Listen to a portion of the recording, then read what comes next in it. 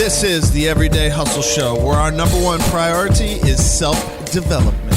Each week, we will dive into insightful topics that encourage you to push your thinking beyond average. Smash that subscribe button and tune in every Sunday at 6 p.m. Welcome, everybody, to another edition of the Everyday Hustle Show. My name's Christian. Tonight is episode 48? Way to 49. know your shit, 49. Dude. Way to Okay, know your one shit. behind. Okay. 49. We got a special guest tonight. Before we get into that, though, Andrew, give us your problem and solution. Damn, we're jumping right in like that? Jumping right in, bro. All right, so if anyone has been following the show, they obviously know that I started a small business, and my problem this week has been not having the or having basically like, okay, so I have certain responsibilities and duties inside the business, and I'm to the point now where I have mastered certain points and certain parts and areas of the business, and I feel like I want to move on. My time and my resources are spent better doing other things. You know, like I can't be in the shop cutting fucking bananas and washing dishes when I know the ins and outs of the business, you know, and I could be working on some other aspect of it to be helping it expand, right? So I took the leap, and we did an entire budget sheet for the company. So like a profit and loss thing. We did the cost of every single item, which is kind of like what last week's problem was about, right? So we did the entire profit and loss for every menu item, right? And then we did all the expenses, everything down to, you know, insurance, paying employees, rent, the cost of food, everything. And we figured out exactly how much it's going to cost to operate the business, pay someone to be there and operate inside of the business. So that way I will free up, you know, like 20 to 30 hours a week to do other things, which is big. So we start that this upcoming week. By the time this episode airs, we will already be a week into it. So we hired a couple people to help work alongside us. You know, they're in high school, so that's going to be super interesting. But, you know, the job pays minimum wage. So, you know, that's just you know what it is. And minimum wage is $8.25 an hour now. That's what it is? You know? Like, dude, you can clear $500-$600 a week with tips just, you know, working part-time. Damn. So, yeah. That's more than I'm making right now. Yeah, that's my problem and solution for the week. So hopefully I got more time to put into other aspects of the business, like, you know, whether it's, you know, marketing or finding ways, you know, passing out flyers, whatever it is, to bring more business into the business. If that makes any sense. 100%. That's what I'm working on. That's fire. Right? Beautiful. What about you, Jess? What you got? Dude, I can't think of a problem. No problems, dude. No problems in your life. This has been an easy fucking week for me, dude. All right. You know what I'm saying? I had a three-day work week. Mm-hmm. And it's all fucking great. It's all gravy. Okay. Well, my my problem is it's actually like an internal problem. So I can't really speak on the situation right now. It's still kind of like, you know, certain things I can't say. But this is the sex change thing. No, not that thing. Different thing. But so a situation happened, so the event occurred, and then in my head, I created like this story, a couple stories that were like, one was super crazy, one was just like whatever, and then I think like another one that was kind of like still making like a bigger issue out of the situation. And it was like 2 days I was like kind of like going through it. I was like thinking like, damn, should I address this person? But if I did, it would probably make the situation worse. Or just, you know, kind of me overreacting, or, you know, it could have gone that route. So I sat with it for a couple days. I actually called Andrew, talked to him about it. And, you know, so basically like the solution is just that I didn't do anything. You know, I didn't do anything. I didn't overreact. I know that like my initial thought, or usually my initial thought is something that's like far-fetched, something that's like kind of like crazy. And I'm creating a story, and I'm putting this like meaning that isn't necessarily there. So that's my solution. I just didn't do anything. I kind of sat back. I talked to, you know, other people, and yeah, we'll see what happens. I mean, it is a big thing that's like attached with this or associated with this situation. So it kind of makes sense why I'm like jumping to conclusions like that. But But yeah, so I didn't do jack shit about it so far. Which sometimes the best thing to do is not to do anything if you don't, Yeah, especially if I don't know, 100%, what's taking place. So I'm sure it's really nothing, major, but that's what happened.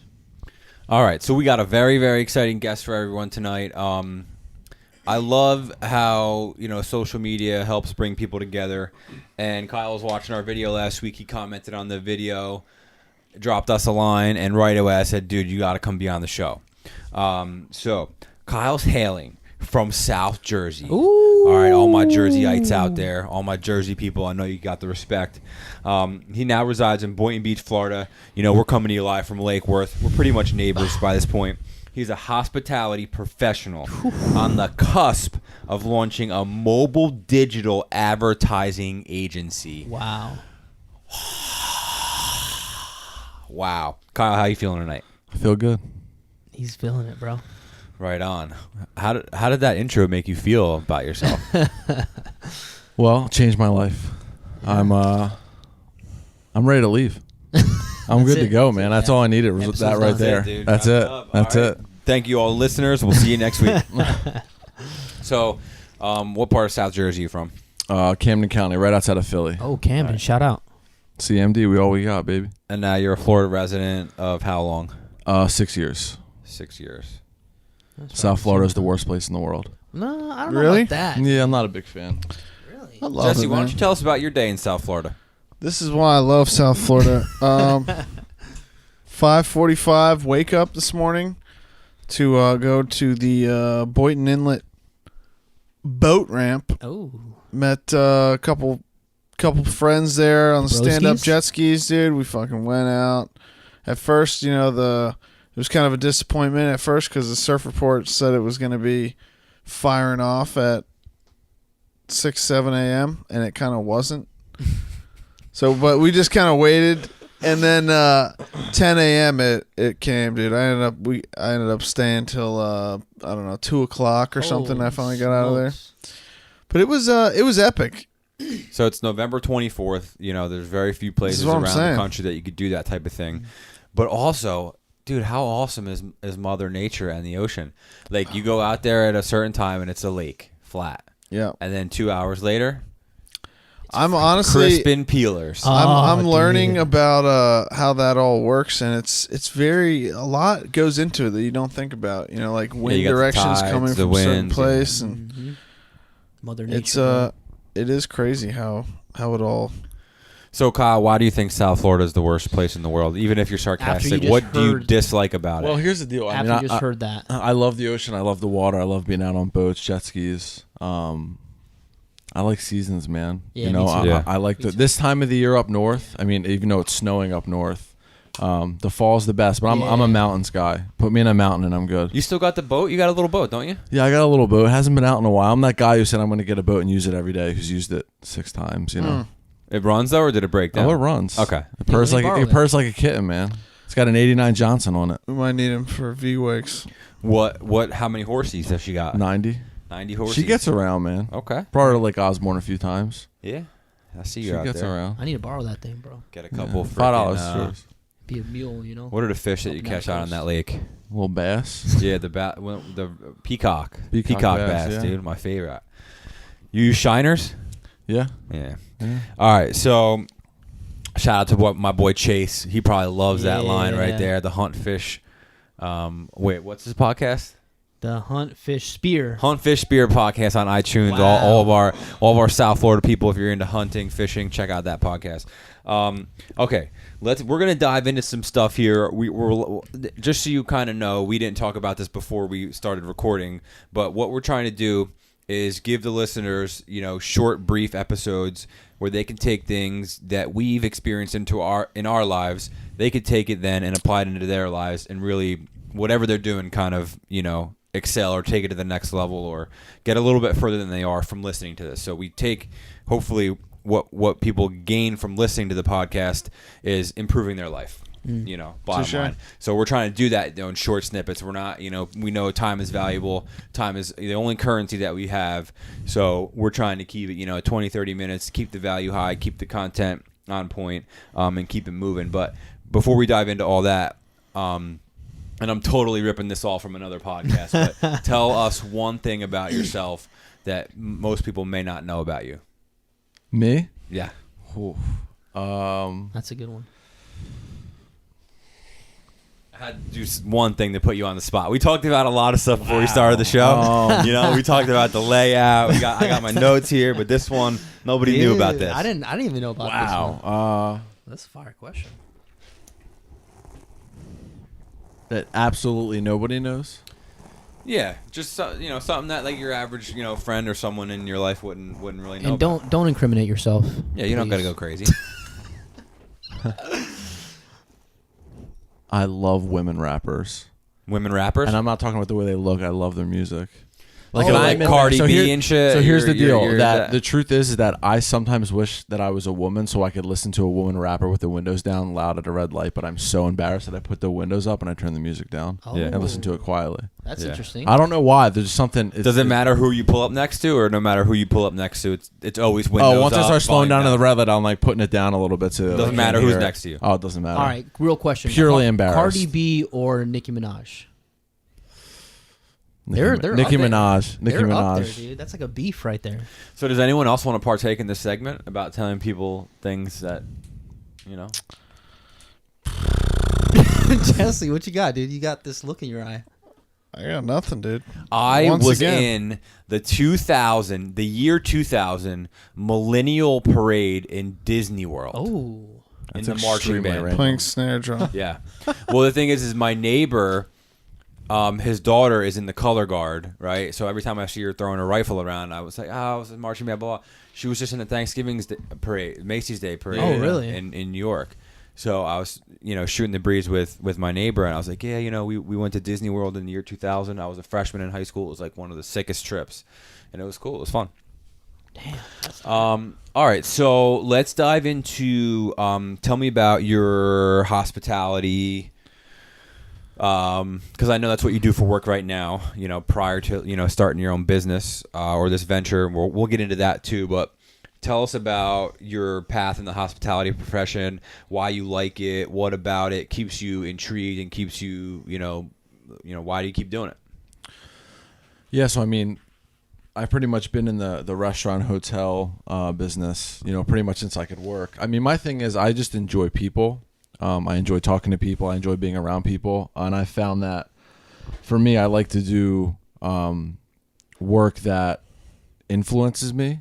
And when I'm in a position where I can talk to people and really kind of, gauge them, it kind of helps me grow at the same time.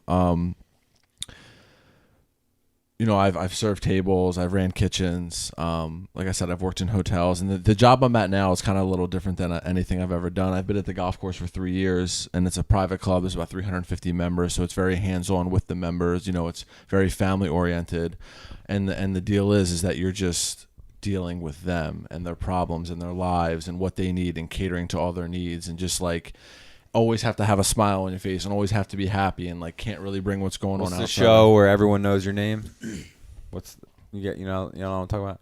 And it's like a bar, and like it's like the song is like where Cheers? everyone knows your name. Yeah, Cheers. Yeah. It's like Cheers. Yeah. I mean, Yeah. it's hospitality is good, and it's I didn't really I didn't go to college, and I didn't really Yeah. do too well in high school. So that it was the one industry that no matter what my background was, I could always succeed in. Yeah. I am like, so I had a similar background, and I transitioned into like sales and call center and that whole South Florida, bullshit cycle. They have call of centers down here. But now opening the juice bar and working inside the juice bar, I'm on the cash register, I'm making the drinks, I'm doing everything, and like everybody wants to give you their fucking 2 cents about, whether it's their life or this or that, or they want to tell you, oh, you should do it this way, or they want to tell you about how to run your business, or they want to tell you, oh, you're putting too much of this in, and I'm just like, lady, I don't, What lady is telling you this shit? like Damn lady. no, it's just people will say, oh, like, okay, an example, and I don't want to get into my shit, right? Because that's not what this episode is about. But someone's saying like, oh, you know how like the acai bowls, they have like a base. Mm-hmm. Like somebody was like, oh, there's not enough base in the actual bowl. Well, like just like little things like that. But our prices are competitive, or they're much cheaper than anyone else, and it's still like not enough to make you feel sick when you're done eating it. So I don't. Yeah. And that's what I mean. I That's had what I one love. yesterday. Yeah. That's what I love about hospitality is that you can really. I mean, if I wanted to really make a career out of it, it's always something I can fall back on. I mean, I know guys that serve tables in New York and then serve tables in Florida, and they're making $200,000 a year, going 6 months there, 6 months here. I mean, and living, have kids, have a wife, and just live the dream. So I mean, hospitality is a good industry to be in for anybody. Yeah. I love that topic. I love talking about it because I also like I got my like foothold, and like I was able to like make money and kind of feel like I was good at something in the pizza industry in Jersey, and Love making pizza. It's the best. Even down here, there was more than, it was probably 2 or 3 times when I had lost a job or needed money fast, and I literally went into a shop and had a job the next day. Making $13-14 an hour to start. Cash, tips, all that stuff. So I love and my first boss always told me that. He said, I'm teaching you something that you could use for the rest of your life, and you could use it whenever you want. It's no one's ever going to take that from you, and that industry will never die. So, Jesse, Christian, you guys got any experience in the hospitality industry? Yeah, I do actually. Just a little bit. Not too much, but mine was more so dealing. Well, I worked at a detox center. So is that... No. I'm helping people kind of. I would say that's more healthcare. Dude. Yeah, you're right. Yeah. This is it's a little bit different because the customer's not always right in that scenario. Is that typically never right? Is that a stretch or what? Oh, it's a big stretch. Jesse, that was a real fucking reach, Christian. We don't appreciate Jesse, it. what about you? No, actually, when I moved to Florida, I tried to get a job like as a server or whatever. I can't remember exactly where, but everywhere I went was like super negative towards me because I had no experience like in the restaurant industry ever. It was all like construction work and you're just a blue collar guy through and through. They wouldn't give me a fucking freaking chance, guy, dude. So I got pissed off and I fucking started making cabinets. I Fuck them. I started making fucking cabinets with a Fuck guy it, named dude. Drawer. Oh, I need a cabinet made. I'll call this guy's name is literally Drawer. No, he wants a Jesse original. He owns a cabinet company called Fancy Interiors. Original, dude. And he was kind of a dick. Oh, actually, no. I worked at Subway for 2 weeks. I swear to God, dude. All right, so That tell might us be worse than the Fuck Treatment Center. you. dude. So New Mexico. tell us about it. In Subway? Yeah. Oh, it sucked. In New Mexico? In New Mexico. Oh, boy. Yeah, I moved out there in end of 2011. Living Why? in a Remember hotel. that? You remember those 2 weeks? Yeah. Oh, yeah. It was the worst 2 weeks of my life, probably. So when you start, what did you do your first day in Subway? First day on the job, what do they have you doing inside the shop? She was showing me how to make sandwiches. On the first day, you were becoming a sandwich engineer. Dude, first freaking day. She saw something in me, bro. That's She what just it was. knew. I mean, what else are you there to do? Well, dude, I don't know. Cash register, Pour a sweep soda. the floor. No, you can't trust him with the No, money. they have like No, two man. people, 2 employees in it. This one's small though. You gotta sling meat. That's what they're about. They sling fucking meat, dude. You gotta just Slang that meat, boys. All right, so let's kind of transition here from the hospitality into your new endeavor. Is this your business, your company? Yes, there's myself and 2 other partners. Okay, so you have 2 partners. Correct. And obviously from the intro, if anyone was paying attention or if they even care, we deemed it it is a mobile digital advertising agency. So why don't you elaborate on that? Because I know you're Give so us a close to scoop. the launch date. So the company's called Next Up Ads. It's a mobile digital advertising agency, and what we do is we have signs that go on top of taxi cabs that have advertising. So if anybody's ever seen a digital billboard on the highway that rotates ads, this is basically a 1x4 sign, the same concept that goes on top of taxis. All the ads are updated in real time. We can play live video, motion graphic, basically like little GIFs, still ads. So you're telling me that no one has done this That's yet? what I was thinking. So we discovered it's myself, a guy who lives down here, and then my one other partner lives in New Jersey who's going to move down here when we launch. He discovered this company overseas 4 years ago that made these signs. We bought one 3 years ago. It sat in my garage for a year. By sign, you mean like the actual little tripod thing that goes on top of the correct. thing. The So actual it's a screen. Yeah, it's a screen. It's like a mini Screen TV. sign. Yeah. Gotcha. So we had the hardware. The technology and the actual back-end software wasn't really there yet. It was all like Chinese and confusing, and there's a lot of language barriers, and so we kind of just kept working on it slowly and slowly. And when I picked this thing back up about a year ago, we discovered that there's a couple companies in Las Vegas, California, and Southwest Airlines utilized it in like a really weird way in New York, but nobody in specifically Florida is doing it. Wow. It's all very new, and there's only one company in America that actually makes the signs who, coincidentally enough, buys it from the same company we have in China, but they sell them for double the cost because, America. Is it a big they thing? Buy things and sell Is it them. a big thing in China, or is it just that's where the product comes It's huge from? in China. I mean, it's all over Europe and Canada. It's a very big overseas. So you guys have one right now, just one sign? No, we actually currently have 7. Okay, and did you guys reach out to like the taxi company or Uber? Yeah. or- So our biggest hurdle was going to be actually getting on the cabs, because the one question everybody asks is, well, what about Uber and Lyft? So Uber's and Lyft's thought process is, we don't want to be like taxis, so we don't want anything on top of our cars, which contradicts their whole model because you don't work for them. You're a contractor. So Uber's, I'm not even going to get into Uber because I fucking hate Uber. But taxis aren't going anywhere. They never are. There's over 7,000 cabs in Palm Beach and Broward County alone. So the struggle was to get with the taxi companies, but I discovered, here's kind of where the hospitality thing comes in and being good with people, because I came across a guy's phone number on Google who I thought was a cab company, but it was actually a media company doing what we do, but the actual plastic signs you see now. And I called him, and he started saying that, and I had to flip the script on him. I was like, oh, I'm opening a pizzeria in West Palm. I want to buy ad space. How much is it? And I kind of vetted him for information, and then emailed him 2 days later. I was like, hey, I'd love to meet with you. I drove up to Port St. Lucie. We met. We actually just signed a contract 2 days ago where we basically have free reign to get on every one of his taxis. Wow. How many taxis does he have? From Georgia to Miami. How many? Like over 10,000 that he works with. You That's got, and you got huge. 7 signs. So we have 5 that we're going to go live with at first, 1 demo, and 1 that we're picking apart to really see how the technology is. So, trying to understand how the business model works. You're going to have to pay the taxi cab company, obviously, kind of like a rent or a... Correct. So we're basically renting the space on top of the cab. So we pay the media company, and then they handle the deal with the tax. We don't speak to the cab company. Okay. He deals with them. That was a big part of what he wanted to do, which I understand.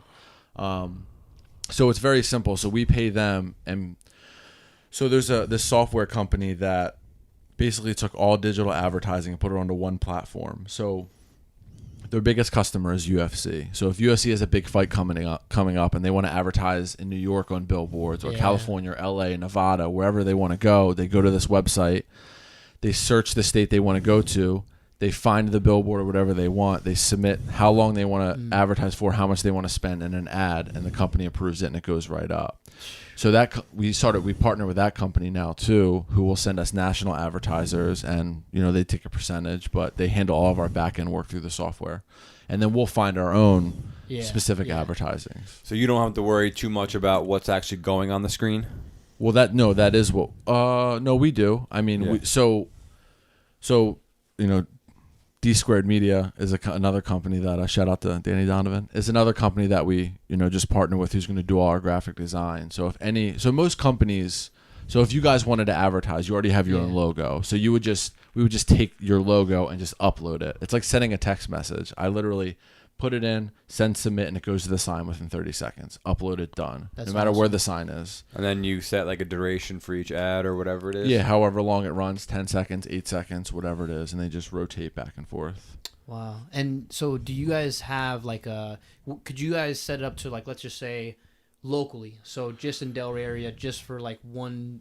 Yeah, so you can geofence it. So if you guys wanted to advertise from Lake Worth Road to 10th Avenue, That's awesome. then anytime that cab passes through that area, it would just update. And then to do you know when someone's calling off the billboard? If So that that- makes any sense, like a conversion, how to track a conversion. Right, exactly. So how the companies are going to track it. So That's something that we're definitely working on. I mean, a lot of companies, because I've talked to business owners who are definitely going to buy ad space from us, and a lot of them, like, injury attorneys, they'll have when people come apply, how did you hear about us? So and so, or we're going to run little things on there that say, mention this ad, get X amount of dollars off, discount or whatever. Right. Okay. Smart. Clever. So there's no one in Florida running that type of. No. Cool. So there's companies in Miami that tried it 2 years ago, but it didn't work. Mm-hmm. Do you know why? Their model wasn't right. Okay. So our model's very open. I mean, we could sell our ads for a cent an ad and still be profitable. So that's a pretty cool business model, and your upfront expenses is low. It's just the signs. Yeah, and the overhead's very low. Insurance, signs, paying the cab companies, and And how long? Okay, so because I find this intriguing too, and I didn't even know about this coming into the episode, which is awesome. How long from inception of the idea till you say you're launching on December 1st, That's our goal. which is by the time this airs, it's going to be December 1st is when it drops. Right. So from inception of the idea to the launch of the company, how long? 4 years. 4 years, right? Correct. So I guess I just want to put that out there because from the inception of the idea of our company to the actual launch was about a year, right?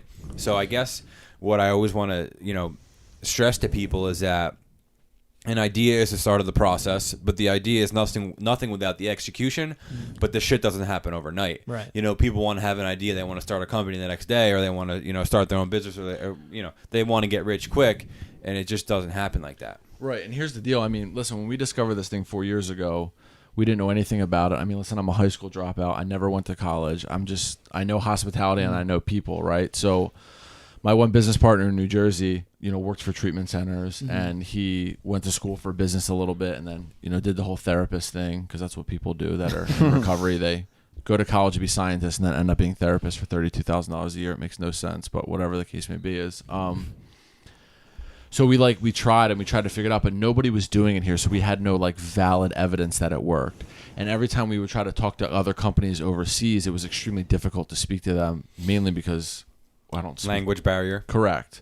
And we didn't have a lot of money to play with, whether to pay an interpreter or this and that. So we just kept working at it. And then after about a year or so, we got our first sign. We still didn't know the technology that well, worked at it. And then we put this crazy business plan together. And anybody, I'm sure you've made a business plan before. I mean, you're just guessing. I mean, this may happen if this happens because this is probably going to happen. And this is how much the spoons are going to cost, and the cups, and the T-shirts, and the business cards. And I pitched 30 people the idea, and some of them were like, "I really like it. Let me think about it." Never heard from him again.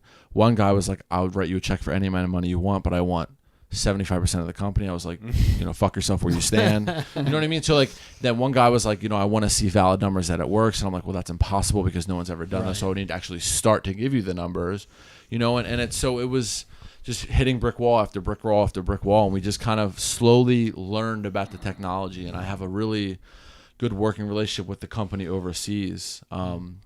Through the process, so it's been a lot of trial and error, man. We just never gave up. Trial and error, yeah. I mean, we looked before. We have a storefront business, and we looked at 4 or 5 different locations, and a few of them were just taken out from under our feet and said that we're going to give this to another business. And I could have just quit right there. We could have just stopped right there, and I could have just given up. But freaking dominoes, dude. But yeah, I didn't. So, all right. So let's dive into the motivation manifesto. Dude. I'm not kidding. Once again, I just randomly flipped to a page, and this is what I got. This segment or excerpt. How do you say that, Christian? Excerpt. What? Is that right? It doesn't fucking sound I barely right. Person speaks 2 languages. How to speak English? I barely speak English, bro. Excerpt. One more time. All right. No, One more time. I'm done. Excerpt. The greatest of human freedoms is the ability to choose at any moment the palette of our emotional sky. We alone activate the very energy and emotion through which we experience life. If we wish to feel joy and gratitude in our lives, then we must direct our beliefs and behaviors in order to accomplish that end. And we must do it constantly with such force and repetition that those emotions become the hues of our daily attitude. This is not easy work, but let it be our mission. Oh, God. Wow. It's true, though. Drew, what do you think, bro? It's true. I need a recap. Dude, read it again, bro. No, so basically, No, give me your interpretation of it. my interpretation I'll of it off it. is that, we can work at, like, if we want to be a miserable fuck and go through life and fucking look at all the bad shit that goes on and focus on that, then that'll happen if you do that. But if we want to, like, be happy and live in gratitude, and then we have to, like, constantly work at Practice it. Yeah, like, it's not like, it's kind of like a state of mind, like, however you choose to fucking, if you want to choose to be miserable and look at the fucking shit in life. Yeah, man, you can't sit on your couch and expect to change some shit. You know how I know that I'm heading in the right direction, right? So there's this girl who works at the front desk. Oh God. At the spot. Oh shit. And she's like, I feel like you would be someone who would hang motivational posters up in your room or in your office. She said that to you? Yeah. So I'm like, yeah, you're damn right. Like, teamwork makes the dream work. Yeah. Like, we can achieve shit if we put our mind to it. Things like that. I don't know. I'm just like kind of always having that mentality. You do, and I see that. Yeah, and I have People that mentality because of probably the podcast, because of the work we've been doing. And yeah, I mean, I'm a firm believer in that. You practice what you preach, and you are who you surround yourself with, and it's a simplistic approach, really. It really is, but it's Repetition, very, bro. very important, dude. Yeah. Repetition. Kyle, what you think about it, man? Give us your scoop. Listen, man, I think that happiness is truly driven from within, man. Listen, everybody knows what it's like to be unhappy. Right. I think that sometimes, speaking for myself, I'm scared to be happy because that accounts for a lot of changing and doing things different. Like, listen, I'm not a big gym guy. But I'm not also at the same time not happy with my body and the way I look. So I made a decision to join the Delray Beach Boxing and Fitness Center, and I'm gonna kind of get into take a different approach. Yeah, and get into that a little bit. And I think that, and talking about the business, like, this thing has potential to make, like, a lot uncomfortable amounts of money. Advertising is the biggest business in the world, and when we run numbers, no matter how we look at them, it's like scary, how much this thing could do. But like for me, like I wanted the nice cars, and I wanted the hot girl, and the big house, and the jet skis, and the boats, and all this stuff, right? But like now, I just want to like travel and eat good food and like make a good living. And like it's taken me a long time to get to that place, but I don't believe money can buy my happiness. I think it's a pretty good down payment because you need money to be able to do things. I was actually listening to one of your things today, just to kind of get a scoop on how it really goes. Yeah. And somebody said that, oh my God, what was it? About money being a byproduct, right? Vinny.